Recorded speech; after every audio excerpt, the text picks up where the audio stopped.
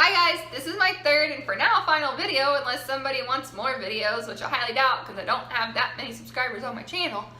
But this is my third video about CVS, cyclic vomiting syndrome. That is a very rare disorder that I have. If you want to know more about it, check out my other videos. I'll put the links in the description.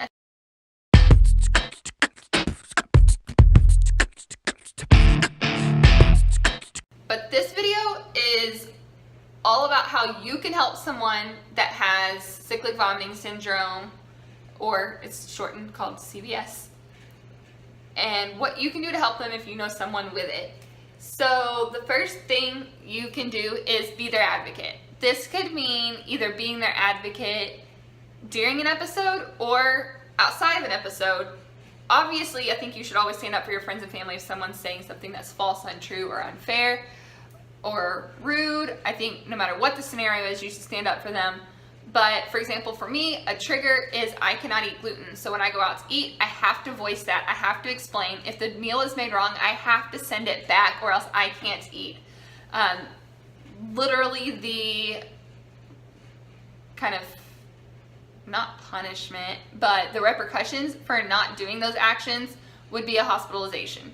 So it's a huge deal. I know I don't like drawing attention to it. I find it super awkward when I have to send a meal or something back. I hate doing it. Literally sometimes I just won't eat or I won't go.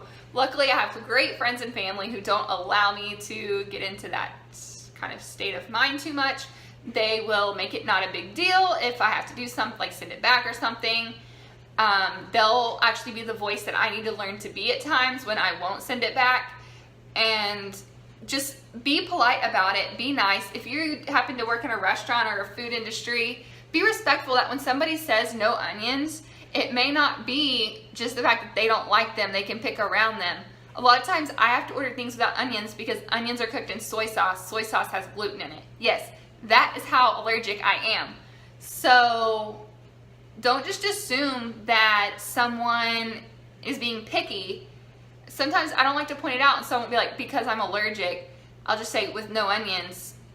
And then when you come out with onions, don't just pick them off when I send it back. Don't get angry because you just have to understand. And I don't want to go into my whole life history trying to explain to you. As a customer, I don't feel like I have to do that or I should have to do that. It's embarrassing, especially if you never know the scenario. You may think someone's with friends or family, but a lot of times I'm with coworkers and it looks like I'm out with my dad, but it's my boss. And so I do not want to cause a big scene in front of my boss. And so just don't assume this situation. And if you have a friend or family and something doesn't go according to plan, be the voice or make them feel more comfortable about being the voice. I'm not saying that patients have the right to be rude. I don't think that's acceptable. Things you can do during an actual episode though to help someone is take notes of every little thing that happens.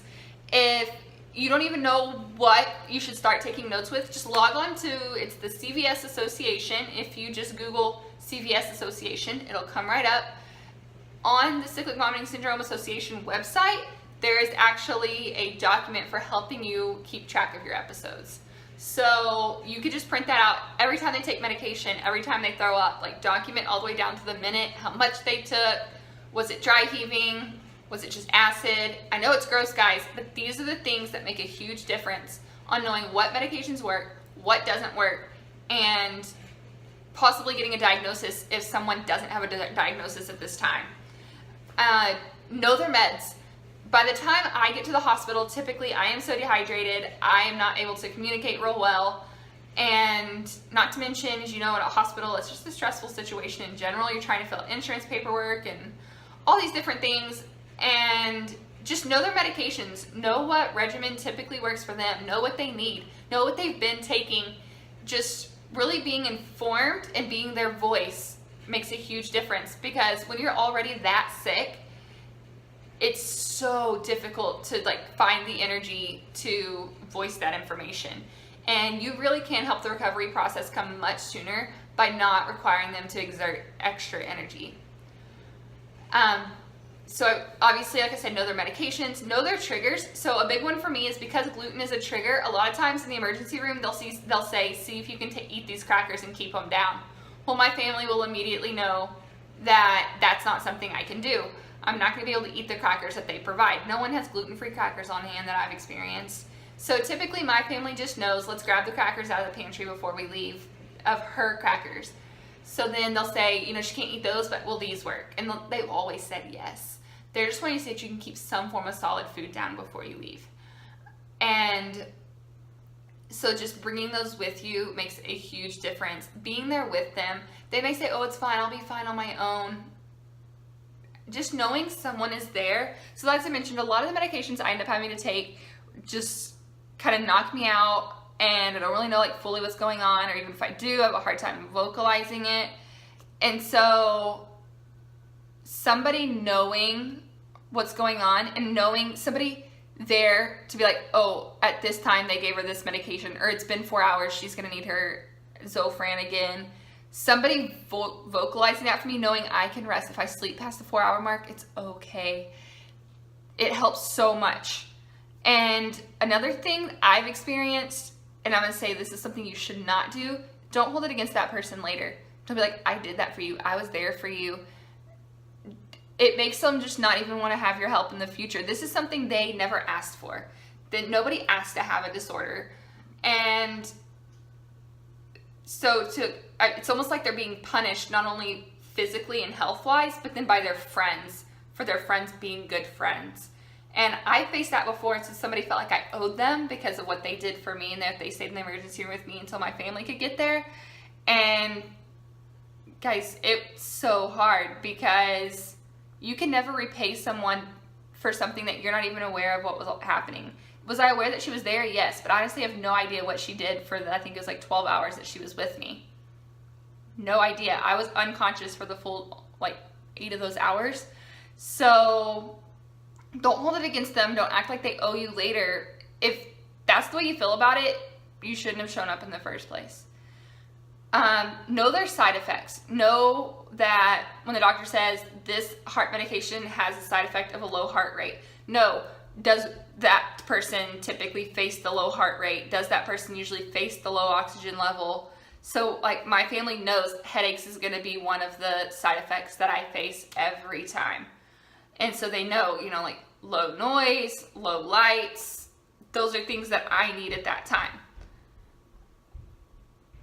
My upstairs neighbor is home. I live in an apartment. Know their patterns.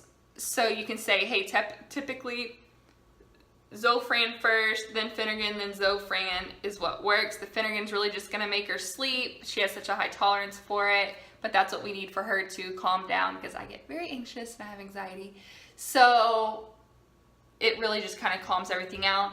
Plus, you know their pattern of, no, she takes her, I know the prescription says once at night for her anxiety medication. She takes it in the morning. It just works better for her at night. It was keeping her up. So just know the patterns and be there for their recovery. Just because they've stopped throwing up, they can't do everything. I go into in my last video a little bit, or I think it's my first video actually, a little bit about what it actually means like to be in the recovery phase, how weak you are. And so for example, by the recovery phase, I'm trying to go back to work, but I'm not able to fix my own hair yet. So those are things like be there for during that. Don't be like, you're home, bye. I mean, they're not going to be able to cook. They're not going to be able to do all these things. So being there for the recovery phase is also, to me, just as big as being there for the initial start of the episode phase. And finally, I would say during all the trials of figuring out what's going on, really a lot of this just applies to like anyone dealing with health issues, I think. Just be there for the trials. Even like check, I know like a lot of the tests, I like to go alone. I don't like people to go with me for the medical testing. Obviously, if I'm going to be sedated, that's different. You have to have someone there. But for a lot of the medical testing, I've done it on my own. I don't like people to go with me. I like having kind of just my privacy. But what I do like is I will blow up my best friend's phone the whole time I am in that hospital, either the waiting room or the doctor's office or in the hospital, like where they do all the tests. That my cell phone is like glued to my hand and I'm like, okay, headed back, pray for me, or oh, that wasn't so bad, I'm done, I'm leaving. Or like, really it's the waiting room beforehand when I'm just like, I'm so nervous. Now I think I'm gonna actually throw up, which is obviously not the game plan here. And I start to feel like I just forget it. I just want to leave. Maybe it'll make it all go away. Maybe I'm better now. Maybe this won't happen anymore. And she just really talks to me, and she's just like, you've got this. You're a strong, independent woman. That's why you're doing this. Like, just be there for that person during everything. Really, just be a good friend. Because it makes a huge difference, you guys. There's no way I could have gotten through this without my friends and my family. Mainly my family. But, yeah. I also think friends make a big difference. So for example, my sisters are not like close to me age-wise, but emotionally we're inseparable.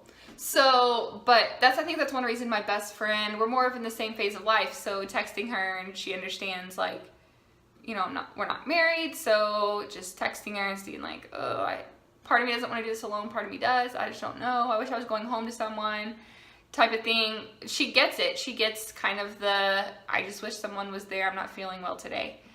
And just really just be there. Be the advocate, be their voice, be their note taker, be the best note taker you've ever seen. But yeah, so this is really all the ways you can help someone with CVS. If you have any questions, feel free to drop a comment. Please like my video, or thumbs up my video, if you found this helpful in any way, shape, or form. If you have any other questions, want me to do another video, I'm thinking about maybe even asking my sisters if they'll do a video of what it's like for a family member of someone with CVS, because I actually haven't seen one like that on YouTube before. So questions, comments, please leave them. Please subscribe to my channel. Normally I do travel videos, but I have no problem with doing videos like this if that's what you guys want to see more of. So thanks for watching. Hopefully you found it helpful.